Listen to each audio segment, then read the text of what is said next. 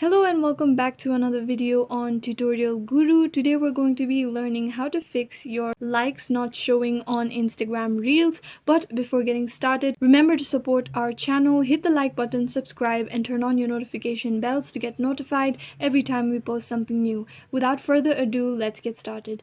First, open your Instagram app. Then go to your Reels section.